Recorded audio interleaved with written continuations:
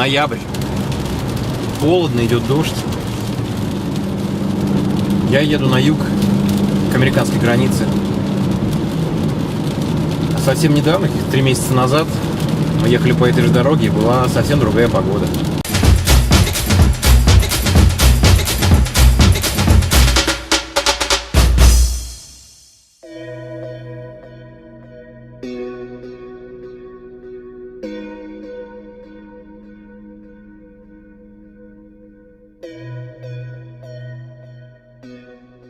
Мы находимся в городе Эверетт. Первая остановка по пути следования уже в штате Вашингтон, Серебряное озеро, Силвер-Лейк. Это примерно в часе езды от канадской границы и за полчаса до Сиэтла, недалеко от города Эверетт.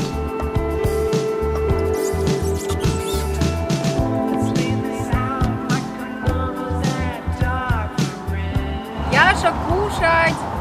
Кушай.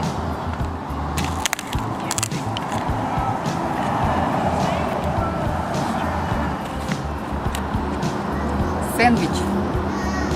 Краеугольный камень любого завтрака. Здесь можно размять затекшие в машине ноги, повеситься на детской площадке, перекусить бутербродами, искупаться в чистейшей воде озера. Одним словом, морально подготовиться к новым часам сидения в автомобильных креслах.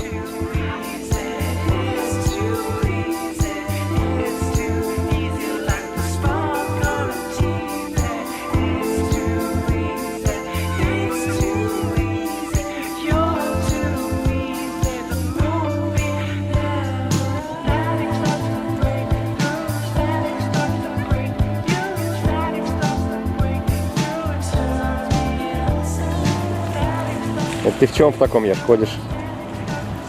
Платье. Мамина. Ты что ли девочка? Ты девочка? Да. Нет, Яша Мами, I love you.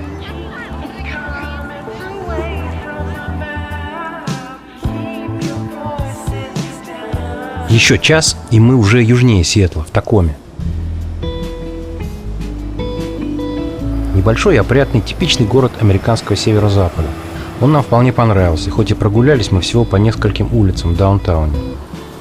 В городе немало исторических сооружений, что неудивительно, ведь основан он был еще в 50-е годы 19 века. А 160 лет – возраст по американским меркам не такой уж и малый.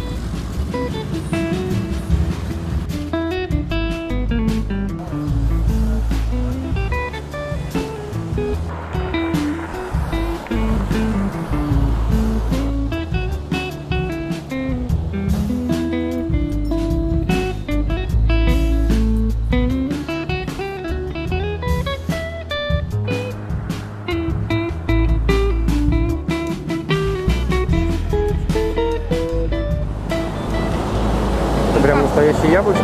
Да, настоящий.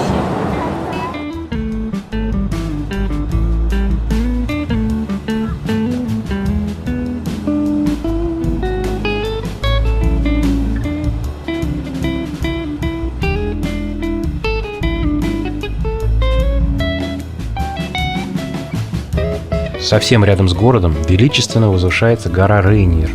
Правда, вид на нее немного портит промзона рядом с городским портом. Зато там есть вот такая милая пешеходная зона с памятником отцам-основателям.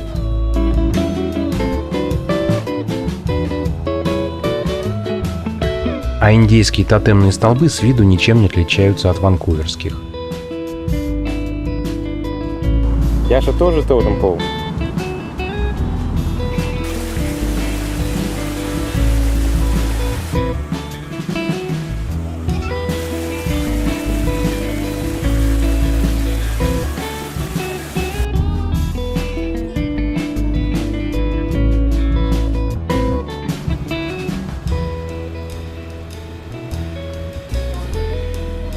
Подкрепляемся кофе и кексиками в местном Старбаксе и снова в путь, дальше на юг.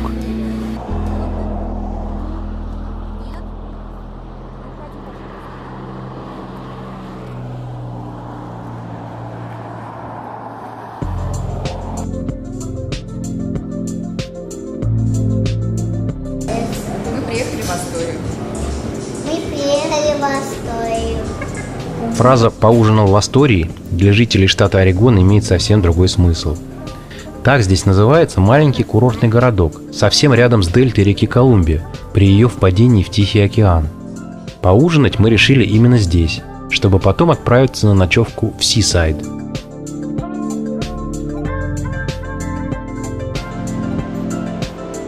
Вот он, океан. Между нами и Японией только он. Мы приехали в Сисайд. Почти весь следующий день мы провели на пляжах. Кстати, несмотря на 35-градусную жару, вода в Тихом океане в этих широтах остается обжигающе холодной.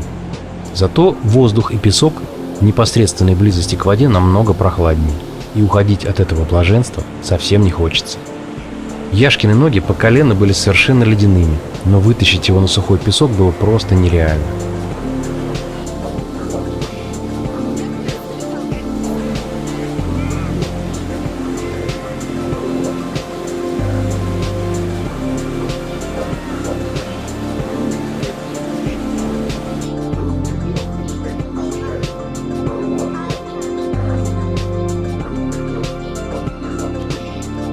Мы уже в парке Экола.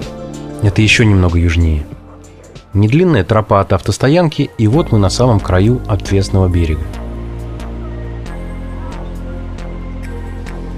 Отсюда хорошо виден маяк и скалы, на которых часто собираются огромные толпы пеликанов и морских львов.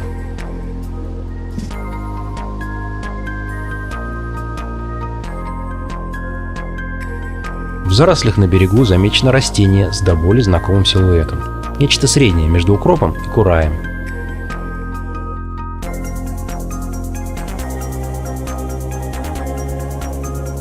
С южной стороны, как на ладони, видны пляжи Кэнон-Бич и стоящая в воде огромная скала под названием Сток Сена. А ведь отсюда до нее почти 4 километра. Вообще, масштабы увиденных пейзажей сильно поражают воображение. И, похоже, не только наш. Не зря финал знаменитого фильма «На гребне волны» с Патриком Суэйзи и Киану Ривзом был снят именно здесь, хотя по сюжету это происходило в Австралии. Часом позже мы снова на пляже, теперь уже на другом, совсем рядом со Стоком Сена.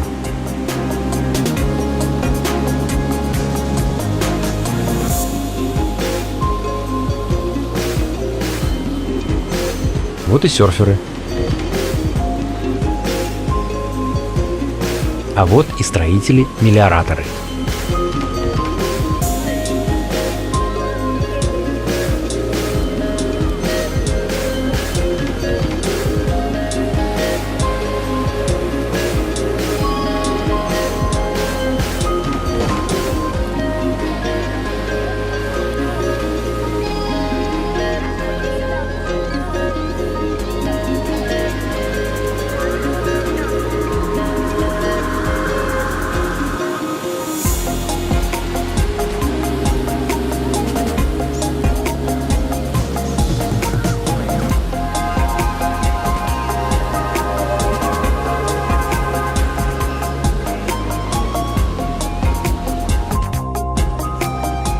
Населенный пункт Нихейлем, или как еще говорят по-русски Нихалем, в честь которого названа процессорная архитектура, запомнился мороженым, съеденным в машине.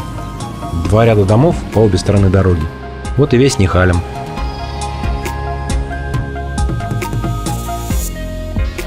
Еще южнее по 101-му хайвею город Тиламук, столица одноименного каунти. Здесь есть знаменитые на всю округу сыроварня и винодельня «Голубая цапля», куда обязательно заглядывают все проезжающие мимо туристы.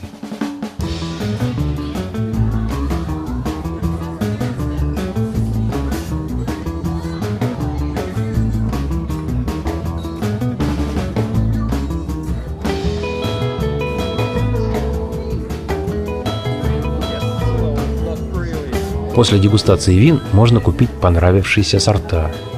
Почти все посетители именно так и делают. Не стали исключением и мы. И, конечно же, не уехали с пустыми руками и животами.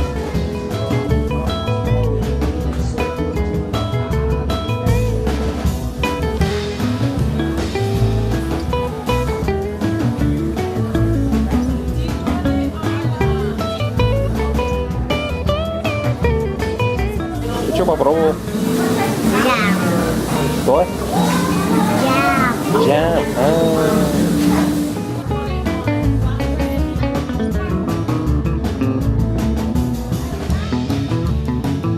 А во дворе у них выставка достижений мирового автопрома очень сильно прошлых лет. В очень бледном виде.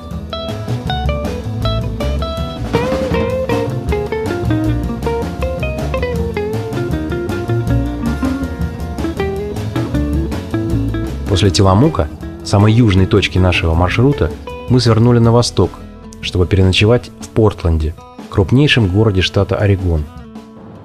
2 оставшихся дня путешествия мы провели в нем, причем львиная доля дня первого ушла на посещение зоопарка. И это неспроста, потому что он старейший среди всех зоопарков Америки западнее Миссисипи.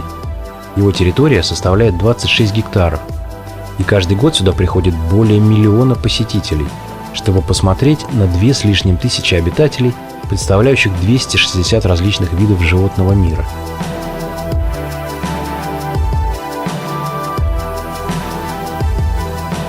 Если добавить сюда железную дорогу, проложенную по территории парка, получится то, что мы никак не могли его пропустить.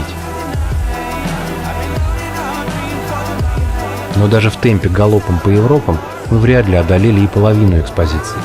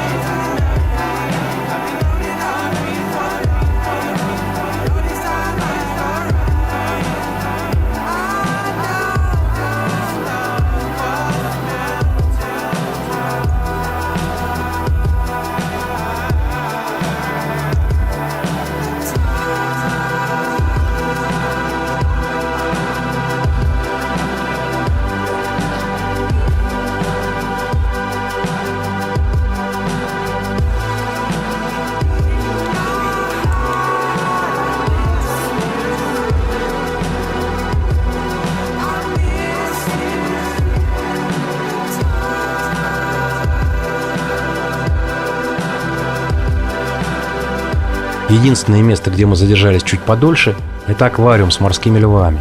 Уж больно необычное и красивое зрелище. Такие хвостики у них смешные маленькие. Смотри, аж он опять тебе плывет. Он же 2-й раз так делает. Смотри, он прямо к тебе плывет. Oh, what is he doing? I think he's asleep for food.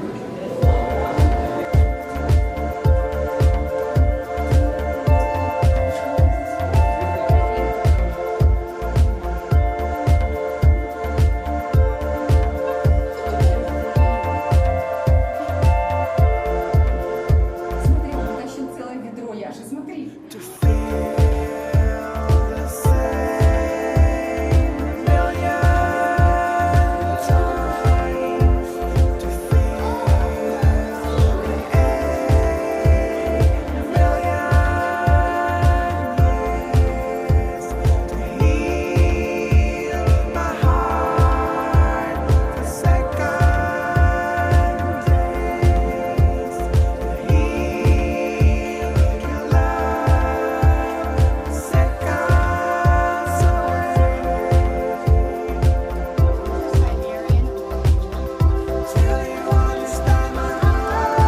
Вот, наконец-то, и наш рейс по зоопарковской железной дороге.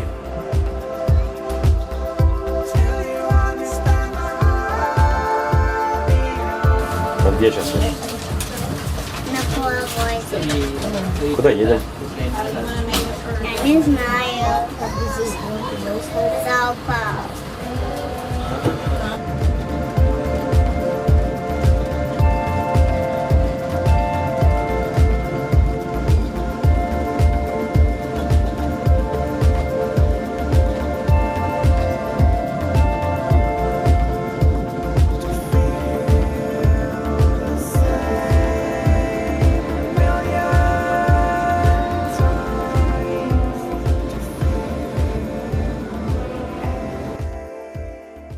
Мы пришли в большой магазин.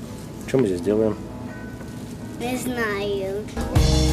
Приехать в Орегон и не воспользоваться отсутствием тут налога с продаж – преступление. Пока мама занималась шопингом, мы с Яшкой развлекались как могли. Кто-то отрубил голову от этого дяди. К счастью, это продолжалось недолго, и прогулка продолжилась уже по улицам Портленда.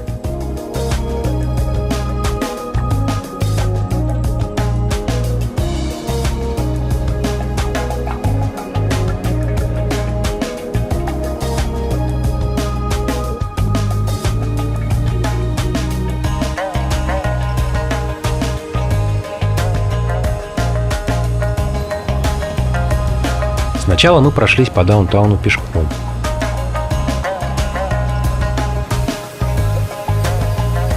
Потом взяли на прокат смешной веломобиль и проехались по набережной.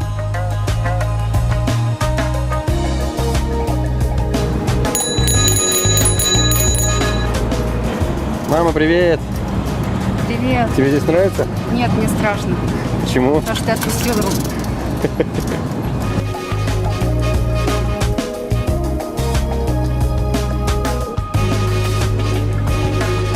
Яша! Привет! Привет. Что за экстрим такой?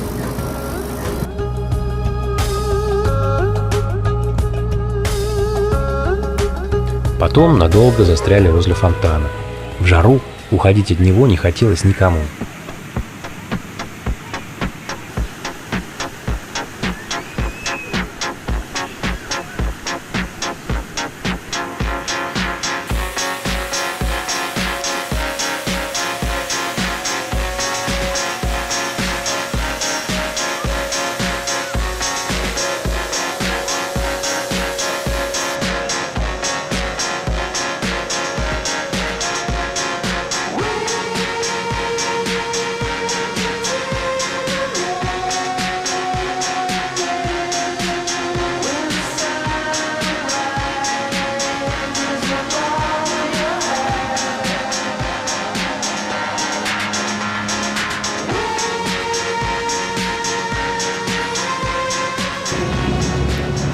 Яш, ты чего здесь ждешь? Трамвая.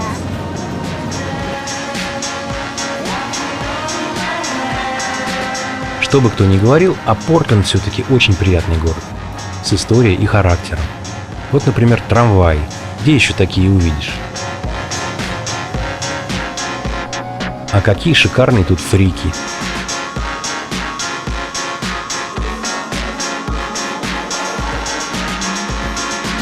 А странные уличные скульптуры.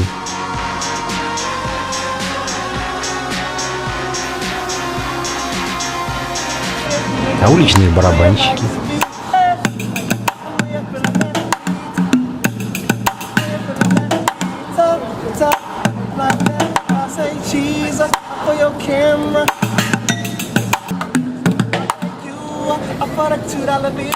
В общем, мы твердо решили приехать сюда еще. Может, на будущий год?